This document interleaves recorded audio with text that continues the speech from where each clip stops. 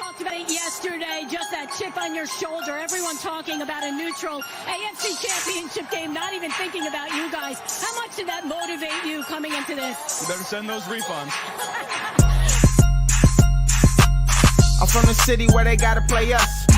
Fuck a coin flip, it's time to pay up. Don't cross the middle, 21 in the cut. We ain't hiding from nobody, run and tell them it's up. I'm from the city where they gotta play us. Fuck a coin flip, it's time to pay up. Don't cross the middle, 21 in the cut. We ain't hiding from nobody, run and tell them it's up. Back-to-back champs, kings of the north with it. Thinking they can hang with us, still ain't jumped out the porch with it. Long bomb to chase, every Sunday watch him go and get it. Double up on him, then we gon' double down on T. Higgins. Then throw Boyd in the mix, now you really iffy. Every Sunday showing boys how to really gritty. They try to shuffle up the game on us, but they ain't icky. Flip the coin, kick the toe right to the go and get it.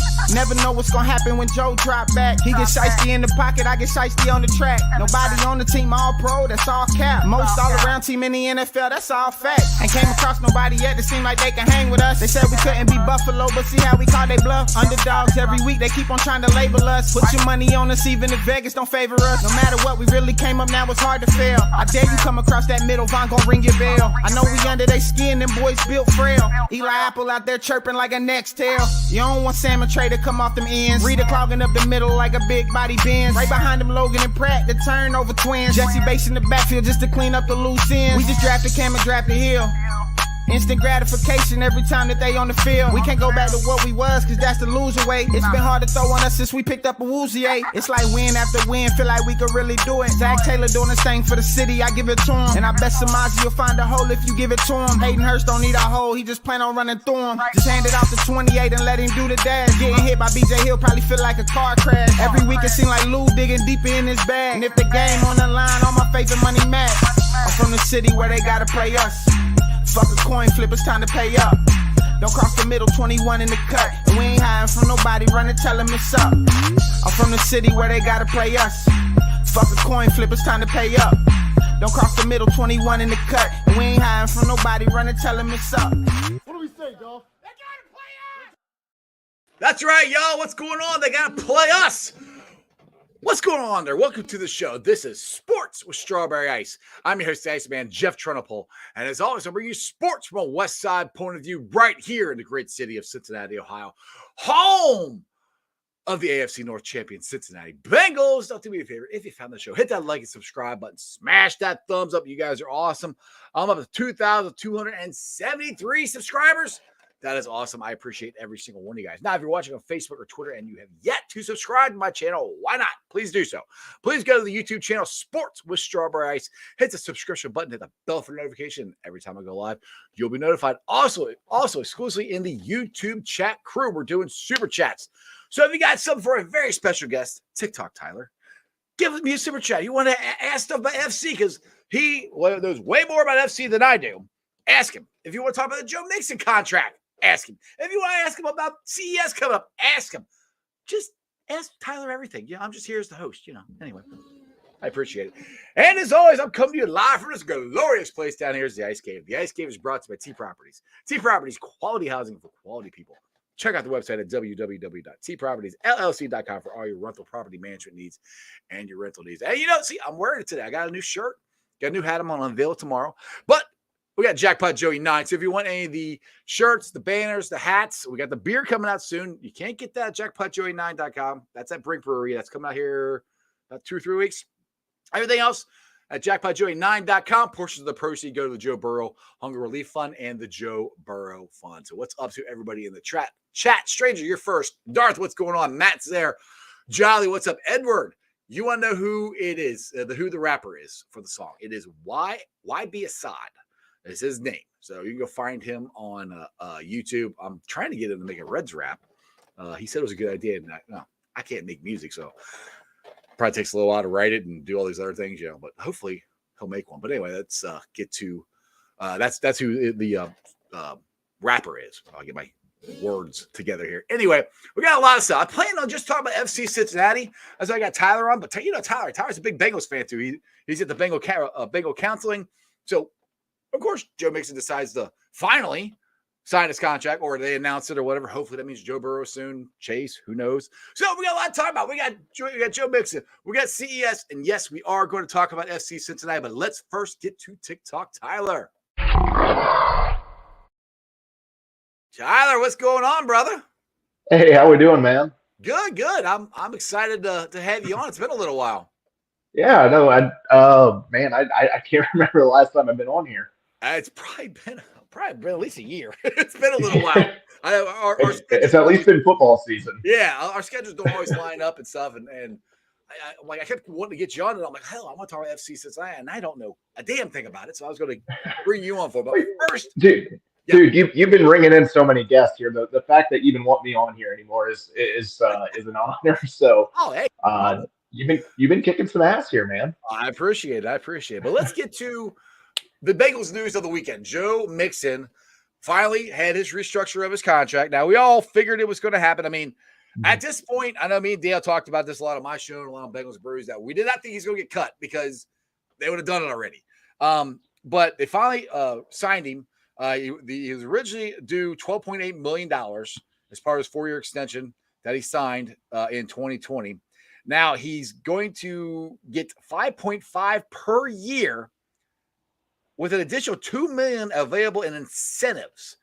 Well, now for 2024 earnings could almost be 4.7 per Ian Rappaport. Now, you and me talked a little bit about this off air. Mm-hmm. And I love the line you dropped. Why don't you just drop that line? I thought that was pretty good.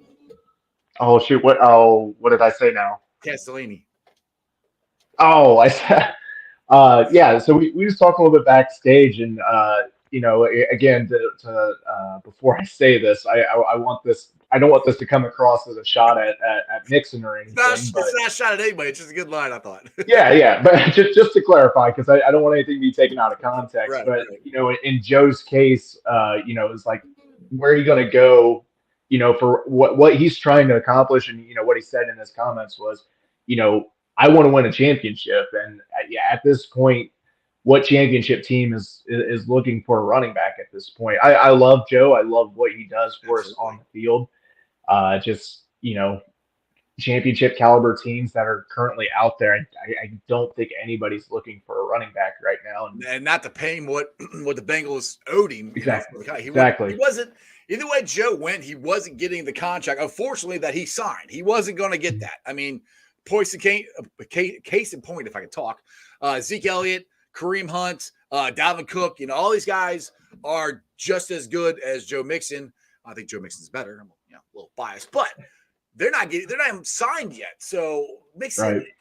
He's getting, I don't want to say he's toward the end of his career. He's in the middle of it, but running backs, unfortunately, anymore, most times don't have very long careers. I love Joe Mixon. I'm glad he's back, and I think it's a good sign for the Bengals. And there's some of the reports is the Bengals gave more money than they actually had to, which that's just good on the Bengals. And hopefully Jackpot's getting signed soon. T's getting signed soon. I don't know. What do you think?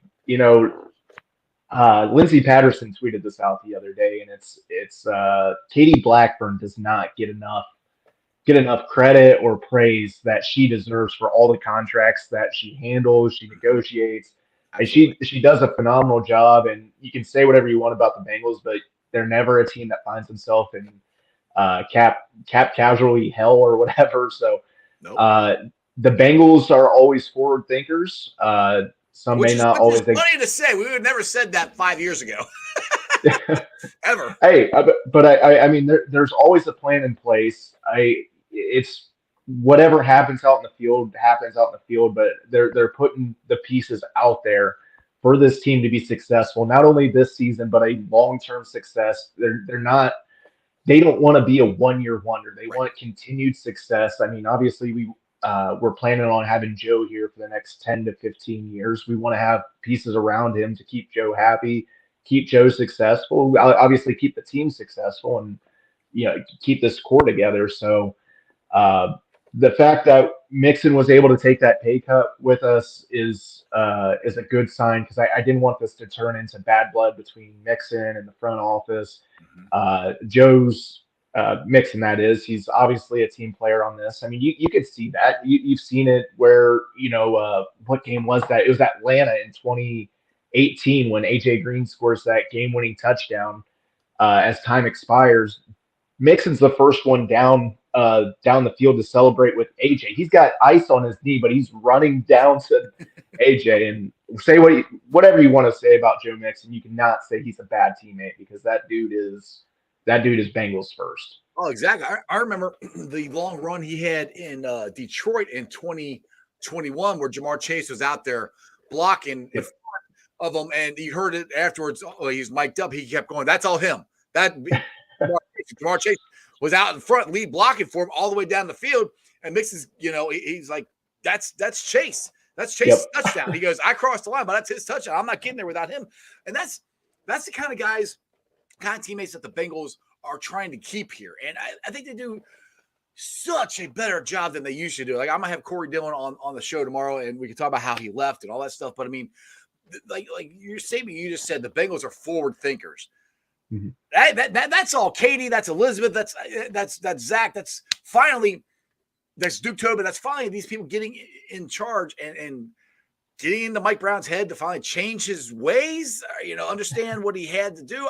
However it happened, I thank God every day that it happened because we wouldn't have this team that we have right now. We'd be stuck, like we were, Marvin Lewis years before that in the 90s, which was awful. So yeah, all the praise and everything goes to Katie and all the Blackburn sisters and Duke Tobin for sure. Absolutely. I will say this, I know people like to get on Mike Brown about stuff, but I think Mike just tried to be a little bit too much. He tried to run the Bengals a little bit too much like Paul did, and he just didn't adapt with the times. And unfortunately, that led to the 90s. And you can say what you want about it, but everybody has their own philosophy on how to do things. And you could ask all 65,000 that show up on Sunday, and you can get 65,000 different answers. So exactly. It is what it is. We survived the 90s. We're in good times right now. Were you even alive during the 90s? Like where were you? I was born in 91. I grew up with that, man. Yeah, but I was in my high school adult years. I don't know if that makes it any better or not, but oh my God, those days are. Oh my goodness! I'll probably. I don't want. I'm gonna tell this story anyway. I'll probably tell it tomorrow to Corey. I still remember when the first year I got married in 1997. My wife's from Florida. We lived in Florida for the first year and a half. So, and the Bengals stunk, and I remember Boomer Esiason. He was on, I think, Jim Rome's show or something, talking about this guy named Corey Dillon. How this guy's gonna be a good running back. Blah, blah, blah. Well, the Bengals were never on TV. I could never watch it. Thursday night NFL against the Houston Oilers, which that's going to date how long it was because Houston, the Oilers are actually in Tennessee now. Anyway, I don't need to get all that. They're playing the Houston Oilers. Corey Dillon goes off, and that's when he gets the rookie rushing record for that game. He goes off, and I'm like, look at my wife going, this is the Bengals? Like, this is awesome. Like, we got Boomer coming back next year. We're going to have Corey. And then I went to crap because then Mike Brown told Boomer to go be a Monday Night Football booth. But that's kind of how the 90s were. Like, the end of the season, like, all right, we're going to be good next year. Then next year came around, it's like, damn it, no, we're not. But that's what's so cool. That's why I always tell everybody to enjoy what we have. And guys like Mixon are worth keeping. Those are the people that, like Zach Taylor said when we first got here. He wants to get the right people in the room. Joe Mixon's the right guy, and you need to keep him in that room. Mm-hmm. Yeah, no, he is. I will always be appreciative of what Mixon has been able to do for the Bengals in good times and bad. And, like Tyler Boyd and some of these other guys that were here towards the end of the Marvin Lewis era, they could have, told us to screw off and they could have went somewhere else and tried to chase success, but they stuck it through and it's paying off for them. And that's, like when I'm at the stadium on Sundays or just watching the game on Sundays, that's like one thing that's always in the back of my mind. Like, thank you to these guys for sticking it out. Like they could have easily just picked up and left, but they're finally seeing the success that they wanted to have, and they're doing it with the Bengals. So that's even better. It is awesome. Now, if people who don't know who you are, which I think pretty much everyone watching my show knows who you are, but tell everybody about your how you got started on your TikTok. You're also doing some betting stuff for I think, are you still doing it for Betfred? Yeah. So writing too. I saw an article you wrote too. Oh, did I just mute myself? Nope, you're still there. Okay, good. I just sort of beeped in my earbud, so I was like, oh, what did I do here? So Yeah, so like I have fallen a little bit off your content creation here for the last couple months. It's been a rough off season. We won't get into that, but yeah. So I started this back in 2021, the off season going into the 2021 season. I spent most of 2020 watching people like Scooter Magruder from the Cowboys, Sir Yacht from the Browns, Commissioner Yaz doing her pep talks, and it's like all these people are doing awesome content for different teams, and I found myself like watching the Cowboys a little bit just because of Scooter, and I was like, man, I don't even care about the Cowboys, but I love his content so much that now I'm kind of invested with the Cowboys a little bit. And I was like, nobody's doing that with the Bengals. And I was like, I want to be that person that makes Joe Schmo on the West Coast care about the Bengals just because they enjoy my content, or Right. just anybody that just to see our fan base in a different perspective as well. So that's kind of how I got started a little bit, is just a little bit of 2020 boredom. And I thought it up then, and I was just like, whatever. And then finally in 2021, I was like, let's just do it. Let's have fun. If I can make one person laugh, awesome. If it gets bigger than that, even cooler. So, yeah, it's just all for fun, and people have really taken to it. So I've tried to keep it going. I don't know how much longer I'll keep doing it, but I guess as long as people keep enjoying it, I'll keep pushing out content. Now, how many times do you get asked to do your impersonation of Phil?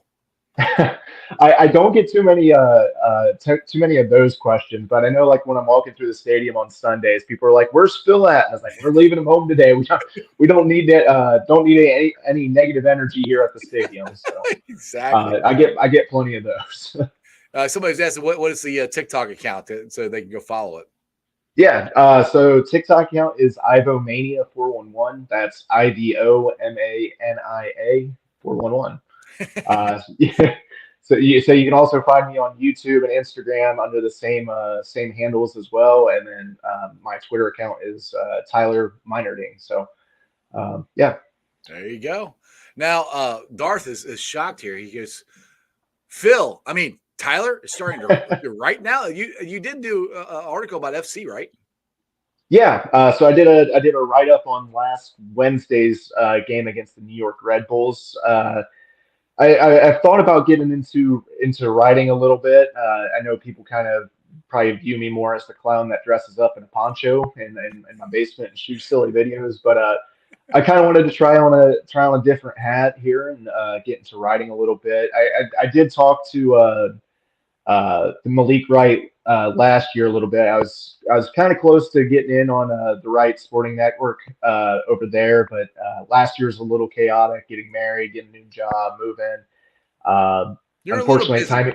Yeah, yeah, all that happened like all at that time. It's like I don't want to disappoint Malik, and I don't know if I have enough time for all this right now. So things have slowed down a little bit this year. So we're gonna shoot my shot here a little bit, give it a try. It's again nothing too serious, just for fun and just trying to throw a different perspective on things. Exactly. Now we are going to get into FC Cincinnati, but I want to get into CES for the Cincinnati Reds. He finally got brought up. I think it's about a month too late. Kevin Newman is the one that went on the injured list.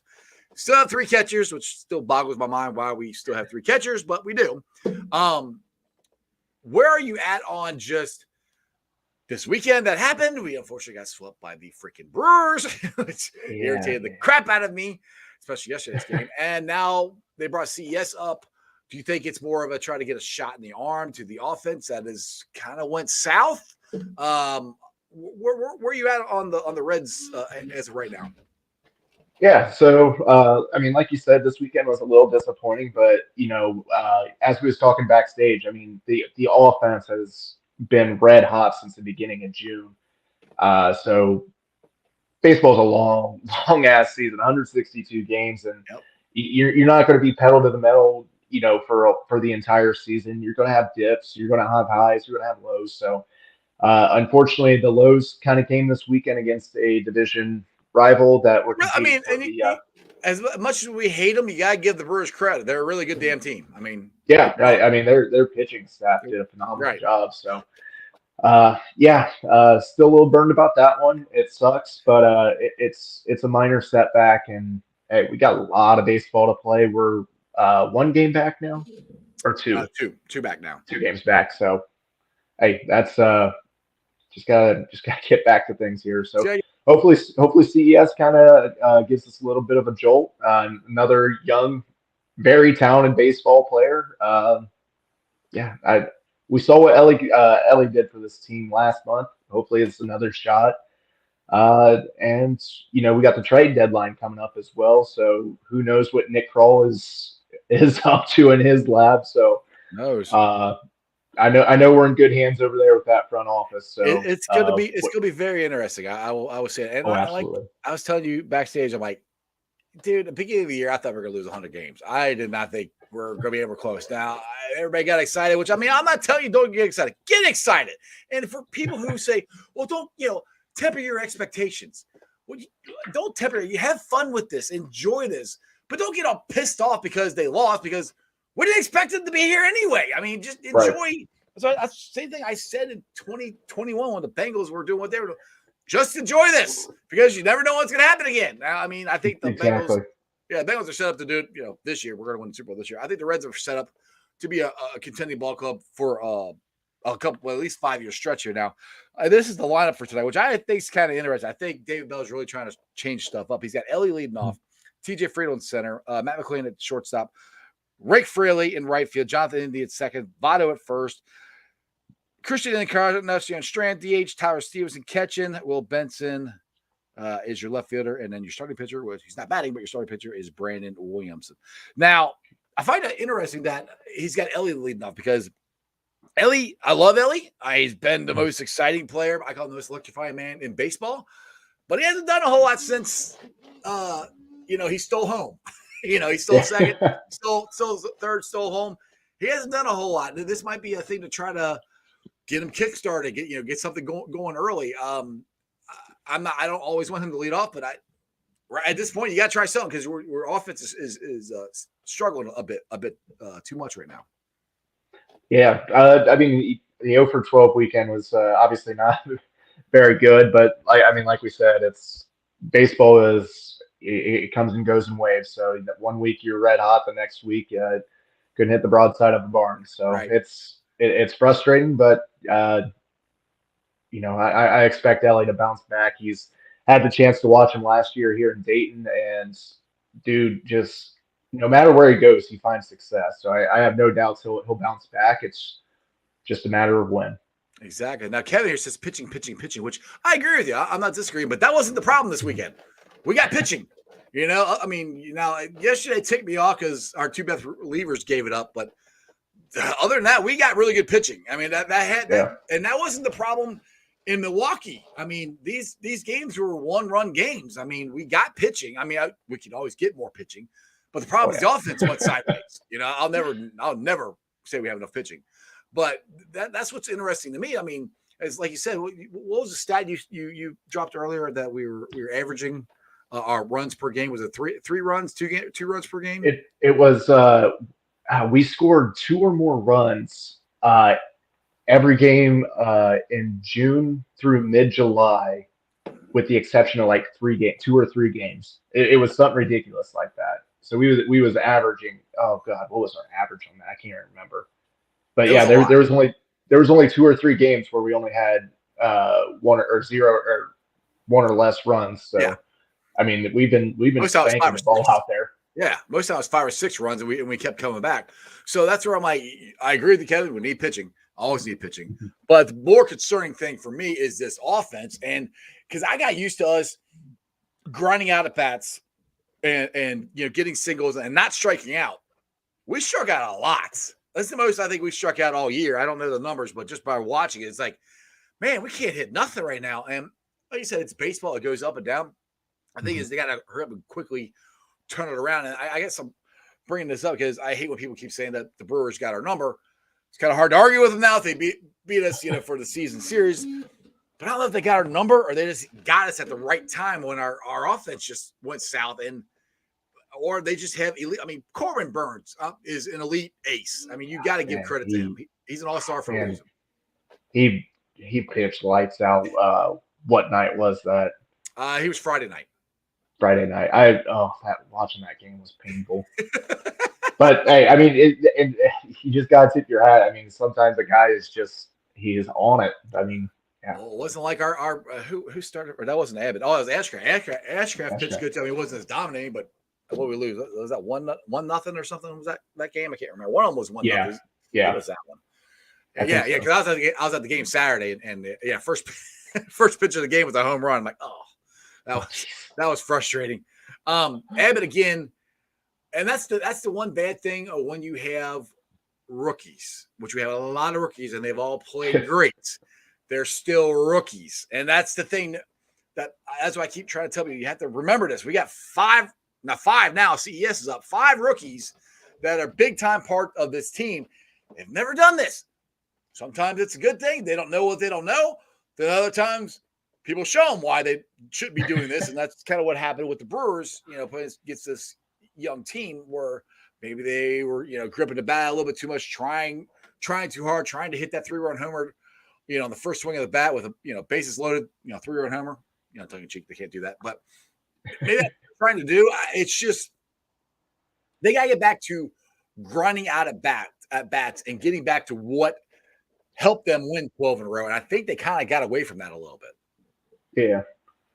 So, they're coming back from the All-Star break as well. So maybe just that little bit of a break kind of threw them off a little bit. And, maybe we'll see a different team tonight. Hopefully we get back to our scoring ways. And, swooping the Giants would be pretty. That would be cool. I'd take that. That'd make us forget last weekend pretty quick. Real quick, yeah. Brian here says the Reds had 17 strikeouts on Friday. Yeah, they struck out way too much. That's just way too much. They can't have that. Now tell everybody. We talked about your TikTok. Tell everybody about the Morning Proud because you had. I always say this tongue in cheek, mostly just the pork chop and Dale. But my best friend Ted Karras on your show a couple weeks ago. And by the way, if you guys got anything, if you don't have any plans this Friday, make sure. If you do have plans, change them and go to Little Miami Brewery. Cincy Hat's going to be there. Ted Karras is going to be out there 4 to 9. They're selling hats. He'll be Ted Karras to sign anything you want. He's an awesome dude. Go out there and support his cause with the hats. It's for can you say his foundation's the Marici? Oh. See, I can't ever say it. That's why I try to. I know it, and now I'm blanking on it. Yeah, it's Marici Foundation. I can't say it exactly right. But make sure you got 100% of when you buy these Cincy hats, 100% of it goes to that to help a good cause. But I will be there. And like I said, I started this because you had them on the Morning Prowl. If you guys don't watch Morning Prowl, go make sure you check it out. So you got my girl Bridget on there. You got oh my God, why can't I think of the other girl? Whitney on there. Oh, she's gonna kick your ass. My ass now. Whitney's on there. My bad, Whit. I had a brain fart. We had Whitney on there, and you had Whitney, your 2 co-hosts. Oh, Jesus, she's gonna kill me now.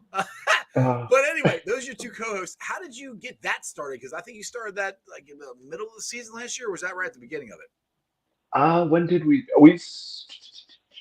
did start that week 1 last year because our first show was on a Saturday because I had my bachelor party that night.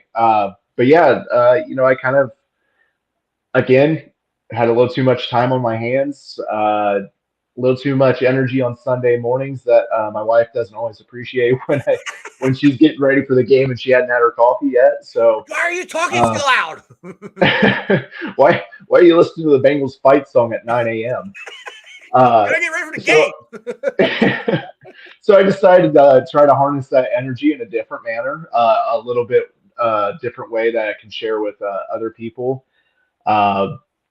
Originally, it was just Whitney and I, and I got to know Bridget a little bit more. I felt like she was a great addition to the show, so we officially added her on. Oh, when was that? Early November, because I was out on my honeymoon with my wife after our wedding, and Bridget filled in for me, and she did an absolute wonderful job. So we tagged her on as our third host, and that's kind of how the trio began there. There you go. It's so how can people go follow the show and find it? The Morning Prowl? Yeah, so you can find us on YouTube and Twitter, both under the Morning Prowl. So There you go. easy enough. You had a late night prowl a couple weeks ago when you had Ted Karras on. Oh yeah, Bridget did a wonderful job hooking us up there. I I don't know how she got us all hooked up with Ted there, but yeah, absolutely phenomenal having Ted on. Such an easy dude to talk to. He's so just down to earth. Obviously, he's got the Cincy hat thing going on right now, which just is phenomenal what he's doing, and that's been a huge success. So I believe he said he only wanted to do this for his teammates, and he saw how much interest there was from the fans, and he's like, well, I guess I'll try opening it up. And yeah, He's he's opened it been up. kicking ass and taking names with that ever since. Yeah, I mean, if you guys want any of the red Cincy hat or the the red and white Cincy hat or the white and red Cincy hat, they are going very fast. So go to thecincyhat.com and make sure you check that out. There you go. They also got the FC Cincinnati one. They got the black and orange. They got all kinds of stuff there. So make sure you guys go check that out. I'm not wearing my Cincy hat. It's upstairs, but that was autographs. I try not to wear it too much. I'm going to have to get some more here. All right, so half hour into this, and I first reached out to Tyler. I said, I really want to talk about FC Cincinnati. I really don't know a whole lot about soccer. I mean, my kids did play it, but they didn't play it a whole lot, so I know a little bit about the rules just to kind of get dangerous. And it's pretty much blown up this year. I mean, I know Pork Chop and Greg and a lot of those guys have went. Satori went there, and Kieran. They all went to a game. They're going to do it again here soon. Awesome. You have season tickets, right? Yes, sir. Okay, so you are a Cincinnati fan. FC fan? How long have you had your season tickets? Oh, what year was that? 2018 was the first year I had season tickets. So, yeah, I was never a soccer person. I was probably like your stereotypical American, like soccer. That's that stupid European sport. I want nothing to do with it. But when the Bengals went to London in 2016 to play the Redskins, me and my brother, we went and toured Chelsea FC Stadium, and we're like, we just flew halfway around the world just to tour a stadium. Like we got a new soccer club that's just starting down the road, down I-75 from us. Like, let's go to a game, check it out, see what it's about. And we went to one game in 2017, and I turned to my brother, I was like, I need season tickets to this. I got hooked instantly. We did the march to the stadium before the game, and the atmosphere at soccer games is absolutely amazing. It's definitely something different. Now explain the march to people who don't know where it starts at and what time, if they want to be a part of it, how do they become a part of it? And all that. Absolutely. So the main let me start over here. The north end of the stadium is the supporter group section. It's also known as the Bailey. It's made up of the different supporter groups: the Innenstadt, the Pride, Hangar 937. Who else we got in there? The Bridge. I'm missing somebody else in there. But they're supporter groups made up by the fans. They all have their own merchandise, scarves, hats, T-shirts, you name it. They probably have it. But each one of these supporter groups, they have their own bar that they start at before, or that they pregame at before they match. And I can't even think. The Innenstadt starts it off, and I can't think of the name of the bar off the top of my head. But they march. All I know down there is the Pitch. That's the one like right across the street. That's the only bar I know go down there. So they got a route. It starts it starts north of the stadium, makes its way south to Washington Park, and then it works its way over to the stadium. They go by each bar that each supporter group's at. They pick them up, and the march just keeps growing and growing as it gets closer to the stadium. They got their drums going. They got smoke flares going off. It's an experience. You got to try it at least once. That's why I keep telling everybody when I'm trying to get to go to an FCC game. That's like, it just takes one, and you get hooked. And I have not had anybody disappointed yet. I highly encourage anybody that's watching to give FCC a shot.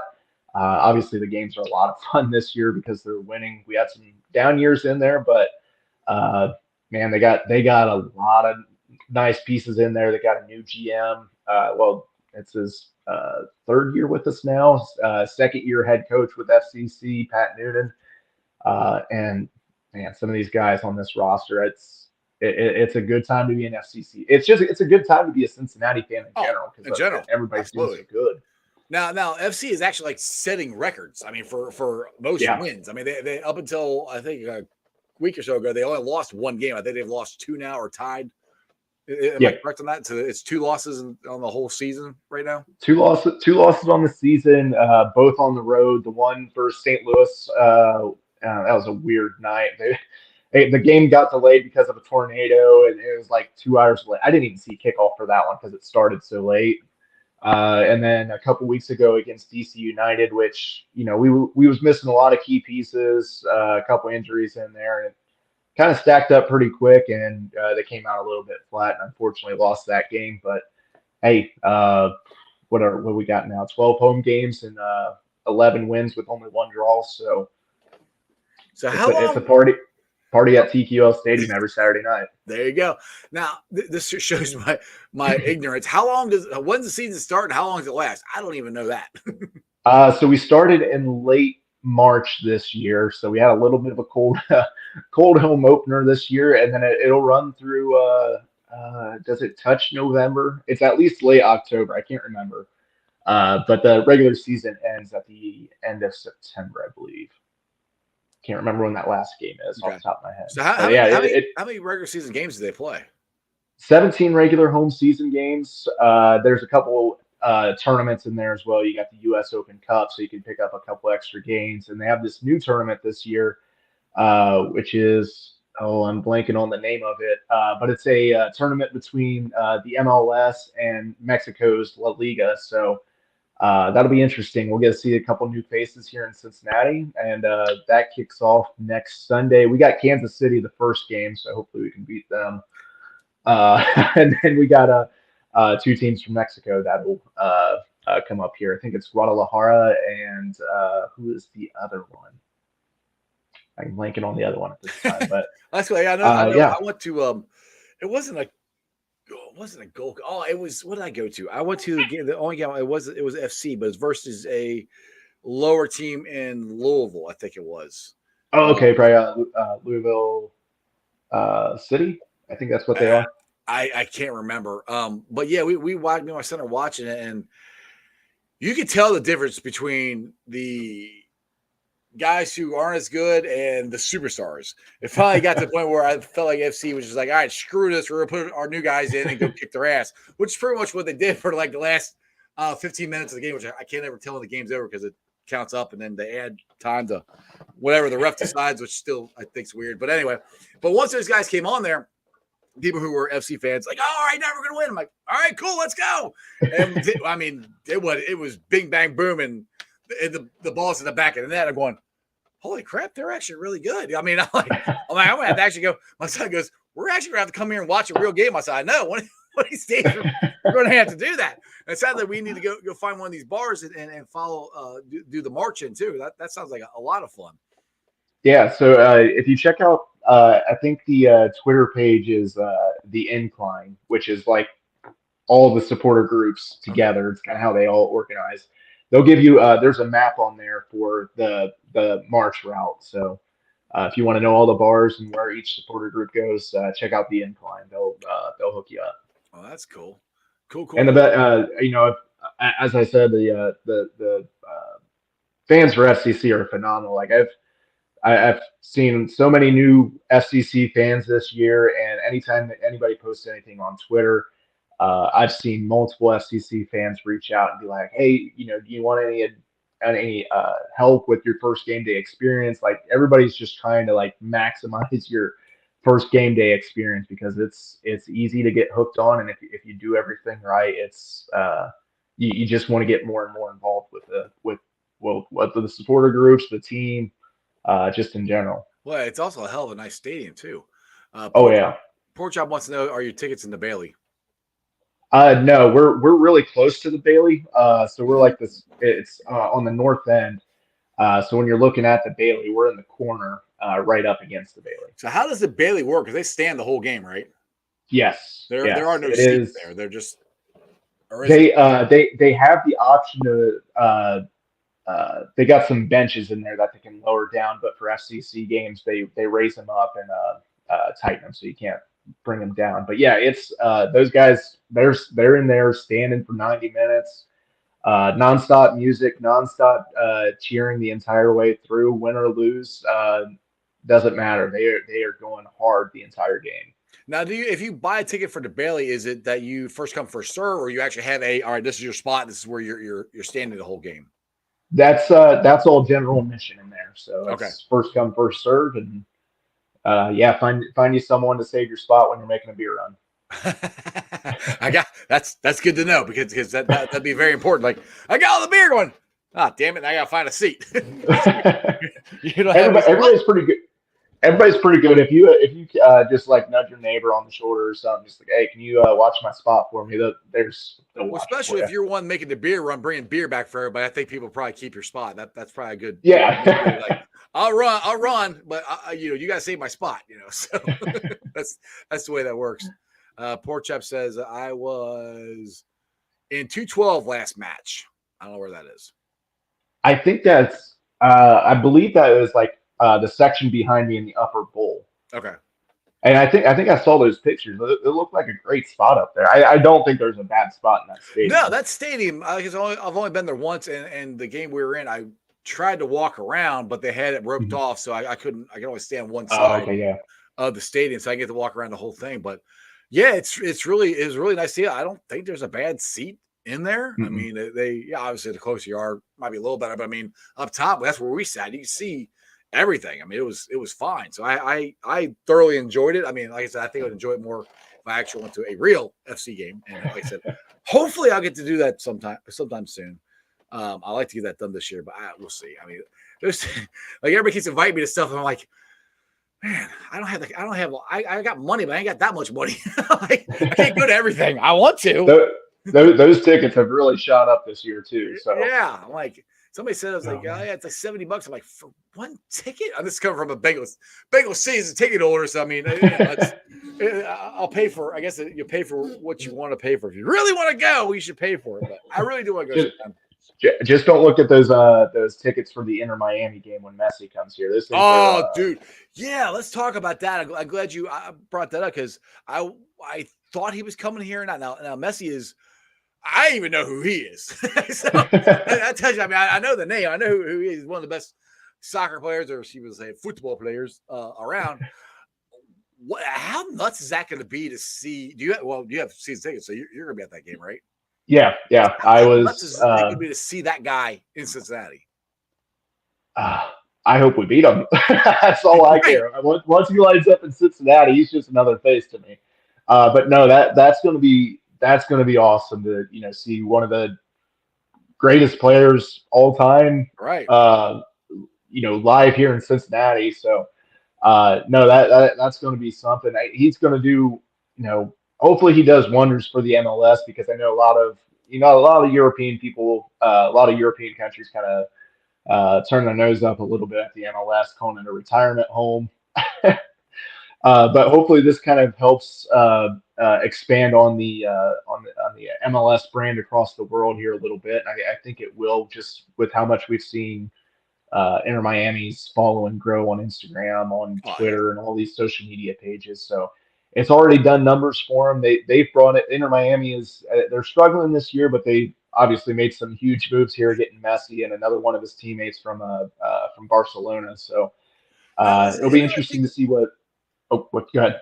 Is it interesting that he chose to come to FC Miami? Because I heard he got offered way more money to go over like to Saudi or something. They're trying to start a league over there. Interesting. He decided to come to the States instead of over there. I don't know if they're offering like $500 million or something. I don't remember what it was. It was something crazy. The amount of money that he could have got in Saudi Arabia was absolutely insane. But I think from the reports I read, it sounded like that team that was offering him that money was going to have to offload some of their players. And I think I heard something about pay cuts for some of the players. And he's like, I don't want anything to do with that. So like, yay, we got you, but we have no team. So there you go. Yay! Yeah. So, but it is. I think it's a good. The thing is, he's not that old. I mean, he's older, but he's not that old. Is he still? Is he in his middle 30s, maybe? I think mid-30s, maybe. Yeah, so I mean, he's not right retirement home, yada yada yada. He's still a pretty damn good player. I mean, he's still probably the best player in the world. He just won the World Cup, so I mean, he's still doing all right. Yeah, it's going to be definitely really interesting to see what impact he makes just on the league itself. Mhm. And it's good that he went to, I think, Miami. One of the, and I always think of it like this. This actually just hit me when I was just talking about it. But it's kind of back in 1988, Wayne Gretzky got traded from the Edmonton Oilers to the Los Angeles Kings. That changed hockey. That helped hockey become more well spread across the United States. I'll tell you that because now we got teams in Florida. We got a couple more teams in California. We didn't have any of that stuff in 88. That's kind of what I think Messi's doing by going to Miami, or at least has a chance of doing that as far as growing the sport of soccer. I don't know what, like I said, that just crossed my mind while we're sitting there talking. But is that a pretty good analogy, you think? I feel like it. I mean, I feel like soccer has been growing here in the U.S. At a pretty steady pace. And this basically just threw gas on that fire. And I think it's really going to take off for the MLS here. So, yeah, I think this is just going to just ramp up their growth here quite a bit. So excited to see where it takes the league. Me too. It'll be interesting. Now, I do want to roll back to the actual team here in Cincinnati, and this is the one of the greatest seasons that they've had ever in MLS. Obviously, the greatest season. It is their best season. They just passed it with the win on Saturday. So there you go. Now, what changed for this team? Why did it swing? Because FC Cincinnati wasn't that good. Now it swung all the way over to where wanted to be one of the worst. We were excited last year that we made the playoffs, and we won our first. Did we win our first playoff game? Yeah, we won one. Yes. Yeah, then we got beat by Philly. So, see, I know a little bit. We lost to Philly. I remember that. So we won our first playoff game. That was cool. And then it swung all the other way this year to we're the best team in the MLS. What changed that? Did they get a whole bunch of players? Did they just get better coaching with the same coach? What changed that in your opinion? Yeah. So first off, going back to like when we first made the jump from USL to MLS, it was the shortest turnaround period for a MLS club, to start. So really? we kind of, they had the exact days on there or something like that. But it was the shortest period from expansion announcement to actual kickoff for any MLS team ever. So made a couple mistakes early on, had a little bit of a revolving door at head coach. Our initial coach, Alan Koch, he got canned mid first season. He won us the USL regular season in 2018, made it through halfway of 2019. Then we went to Ron Jans, which there's an incident there between him and some players. He got canned. And then we brought on Jaap Stam, which his system did not really pay out for or it didn't work out very well in the MLS. And then the GM, the money structure in the MLS is absolutely weird. You got things like GAM, TAM. I have no idea what these mean. It's general allocation. It's like general allocation money. That's GAM. I can't think of what TAM stands for. Okay. I don't understand the system yet. But we brought in this GM from another country. I don't think he fully understood like what this whole money system is, and I'm not like dogging him or anything, but it's a complicated system. So, right. It sounds like it. So in mid 2021, we hired Chris Albright from Philadelphia. He was an assistant GM there, which the Philadelphia Union have been very successful over the last couple seasons. Right. Albright brought over Pat Noonan, who was an assistant coach with the Union, and you could see a difference for like how untrained I am with soccer. Like there was like no purpose in our movement when Jaap Stam was our coach. And when Noonan came in, it was like, okay, I can see a huge difference here. Like we are moving the ball with purpose. There was a good portion of this roster that was still here. You had guys like Lucho Acosta, who is he played with Wayne Rooney. He was linked to PSG Paris at one point. Matt Miazga, they brought him in. He's on the U.S. men's national team. We brought in Brandon Vasquez, who had 20-plus goals last season. He's really taken off under Noonan. Like the pieces were there. It just kind of came down to a little bit of coaching. Had to add a few more pieces. Right. Goalkeeping was a little bit rough. We drafted Roman Celentano out of Indiana University. He started a couple games in the last season after our free agent signing got hurt, and man, he's been something else for us. He already has the club record for clean sheets. So there you go. Oh, it's kind of like I could compare a soccer goalie to the same as a hockey goalie. You got to have a good goalie, or you ain't got no shot. Yeah. I mean, that's a key. You can't score 7 goals every game and try to be successful. So Roman has really helped out there. They've made some key additions to that back line to help out him. So it's just all coming together. Albright and Noonan have done wonders for this team, and like we said, they're breaking all sorts of records right now. That they was the fastest team to 50 points in a season. We're sitting at 51 points right now. We had 48 last year, which was a club record up until Saturday. 48 was for the whole season last year. We have 50 already. Yeah. Wow. We have 51 already. Yeah. Or no, we're at 50. Oh, we're it's 50 or 51 now. I'm questioning. Either way, but yeah, we still have 12 games left in the regular season. So now, how do they do this? Is it all by points, or is it by games? How they determine who's in first place? Sounds like points, kind of close to similar to hockey. Yeah, so it's points. I can't think of what it does for hockey. I think it's 3-1, 3 for wins, one for tie. Ties. So yeah, that's what it is in soccer as well. 3 points for a win, 1 point for a draw. Nothing if you lose, obviously. Right. So, yeah, they're just cooking. It sounds like it. Now, how far out in front are they of the next closest team? We're 8 points up on the Revolution right now, which we swept them. So, or no. Did we draw and win with them? We got a draw and a win, but we took the series for the regular season, so we have the tiebreaker with them at least as far as when it comes. Yeah, Kevin, you're right. I know shootouts. I know. He said there's no ties on it. Yeah, they had shootouts. You're right, but you get 1 point for a shootout. Anyway, so yeah, it's interesting. Now, one thing, are they like so far up front? Are we going to have to worry about, like we had this with, baseball or football teams, like, they're so far up front, do we need to rest guys? Do we need to, just kind of take it easy to get ready for the playoff run here? Is that what they do with soccer, or are they just balls to the wall and let's go? I haven't been in this situation with the team yet. So I don't know.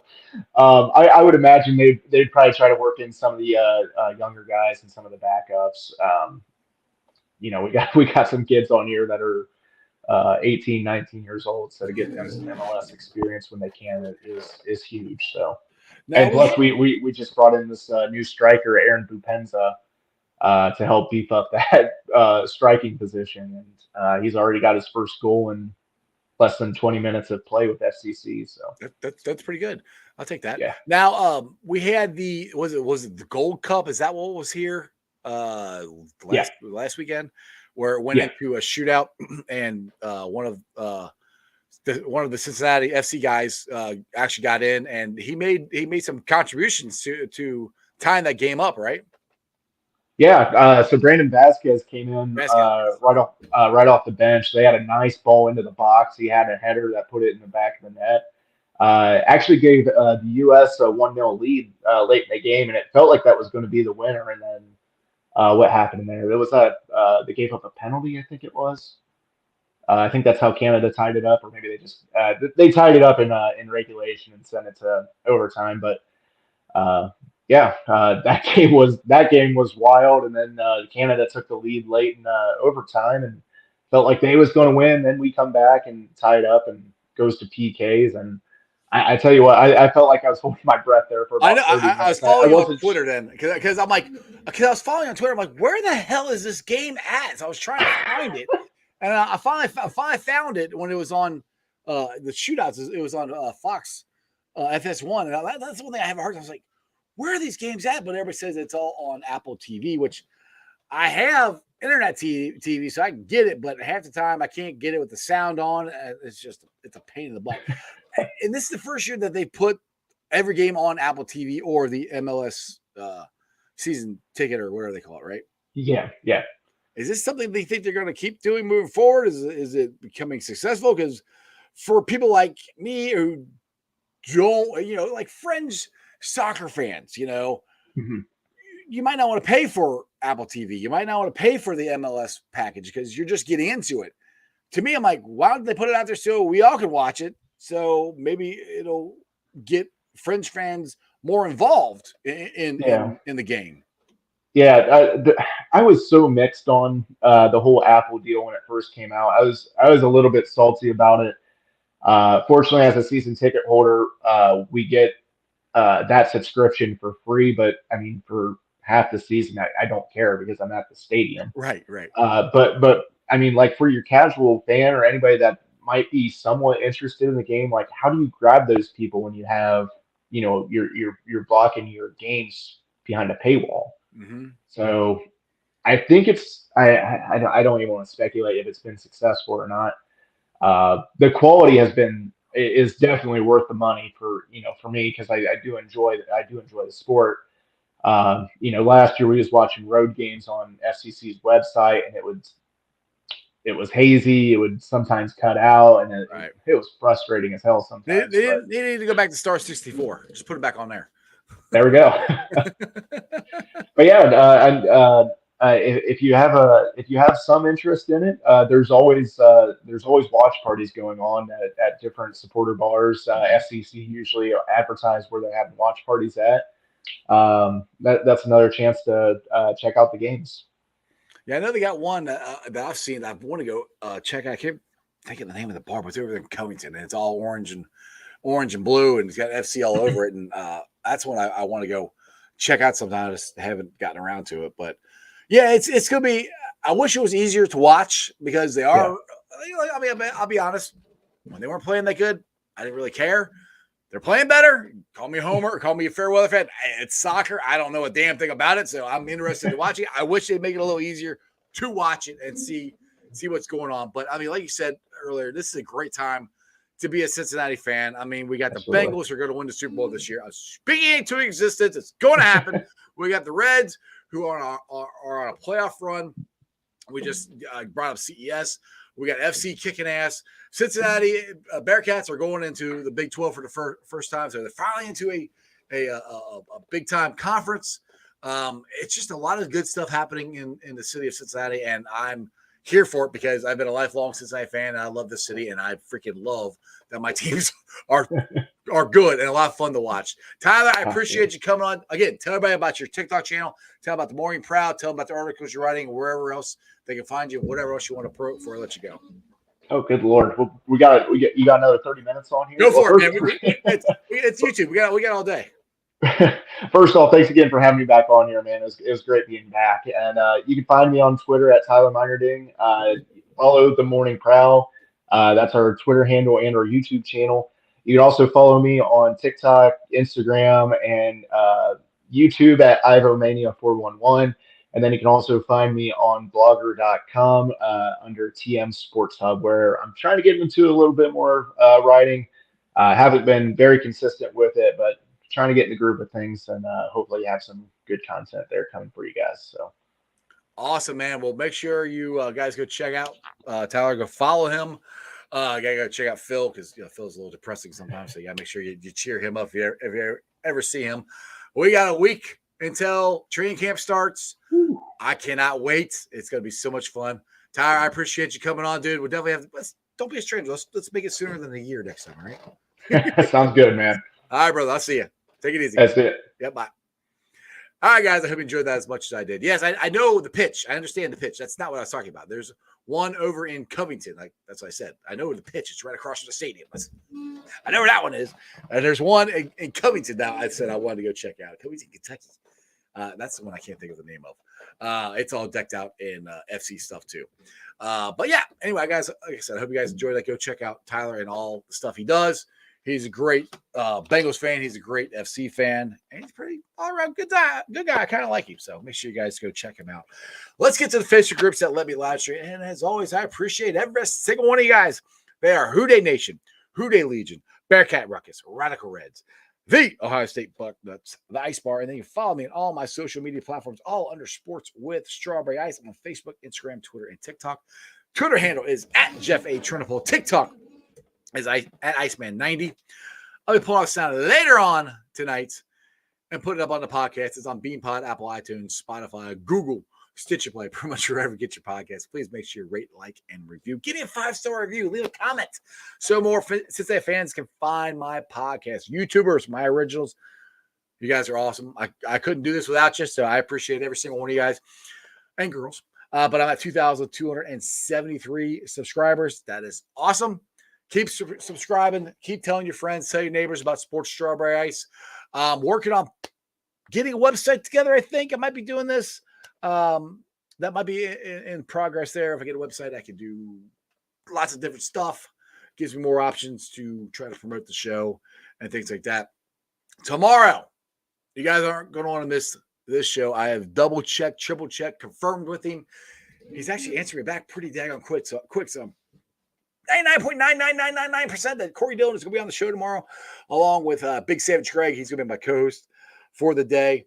We got a lot of interesting stuff. I want to talk about his career, the games he had, how he did what he did behind that horrible offensive line, despite even though Willie Anderson was on there. Willie, you are a Hall of Famer, and you were on that team. Like I said, there's only two guys really during those years to watch it was Corey Dillon and Willie Anderson. But a lot of cool stuff there. I like to discuss his Ring of Honor. I want to discuss why he's not in the Hall of Fame, why he's not even considered to be in a Hall of Fame. Look at his numbers. He deserves to be not only in the Bengals Ring of Honor, but also the NFL Hall of Fame. He's going to get in the Ring of Honor. That's happening. The problem is we have so many other people that should have been in a long time ago. We have a logjam. So that's another thing we could discuss. You guys think we should go from 2 to 4. I think we should at least go to 4 a year to try to get some of these guys in there a little faster, because what we don't want to happen is we don't want these guys to not be here when they actually get into the Ring of Honor, like what happened to Ken Riley. He wasn't here. So that's why 4 sounds good to me. But anyway, make sure you guys join the show tomorrow. It's going to be a lot of fun. Like I said, Corey Dillon is one of my favorite Bengals of all time. Other than that, you guys have a wonderful day. I will see you tomorrow. Let's go Reds. Hopefully CES. Hopefully he hits a home run in his first at bat. That would be awesome. Other than that, that's just sports, baby. See ya! Talked about it yesterday, just that chip on your shoulder. Everyone talking about a neutral AFC Championship game, not even thinking about you guys. How much did that motivate you coming into this? You better send those refunds. I'm from the city where they gotta play us. Fuck a coin flip, it's time to pay up. Don't cross the middle, 21 in the cut. We ain't hiding from nobody, run and tell them it's up. I'm from the city where they gotta play us. Fuck a coin flip, it's time to pay up. Don't cross the middle, 21 in the cut. We ain't hiding from nobody, run and tell them it's up. Back-to-back champs, kings of the north with it. Thinking they can hang with us, still ain't jumped out the porch with it. Long bomb to chase every Sunday, watch him go and get it. Double up on him, then we gon' double down on T. Higgins. Then throw Boyd in the mix, now you really iffy. Every Sunday showing boys how to really gritty. They try to shuffle up the game on us, but they ain't icky. Flip the coin, kick the toe Roger to go and get it. Never know what's gonna happen when Joe drop back. He get shiesty in the pocket, I get shiesty on the track. Nobody on the team all pro, that's all cap. Most all around team in the NFL, that's all fact. Ain't came across nobody yet that seem like they can hang with us. They said we couldn't be Buffalo, but see how we call they bluff. Underdogs every week, they keep on trying to label us. Put your money on us, even if Vegas don't favor us. No matter what, we really came up, now it's hard to fail. I dare you come across that middle, Von gon' ring your bell. I know we under they skin, them boys built frail. Eli Apple out there chirping like a next tail. You don't want Salmon Trey to come off them ends. Rita clogging up the middle like a big body Benz. Right behind them Logan and Pratt, the turnover twins. Jesse Bates in the backfield just to clean up the loose ends. We just drafted Cam and drafted Hill. Instant gratification every time that they on the field. We can't go back to what we was, cause that's the loser way. It's been hard to throw on us since we picked up a Woozy, eh? It's like win after win, feel like we could really do it. Zach Taylor doing his thing for the city, I give it to him. And I bet Samaji will find a hole if you give it to him. Hayden Hurst don't need a hole, he just plan on running through him. Just hand it off to 28 and let him do the dash. Getting hit by BJ Hill probably feel like a car crash. Every week it seem like Lou digging deeper in his bag. And if the game on the line, all my favorite money match. I'm from the city where they gotta play us. Fuck a coin flip, it's time to pay up. Don't cross the middle, 21 in the cut. And we ain't hiding from nobody, run and tell them it's up. I'm from the city where they gotta play us. Fuck a coin flip, it's time to pay up. Don't cross the middle, 21 in the cut. And we ain't hiding from nobody, run and tell them it's up.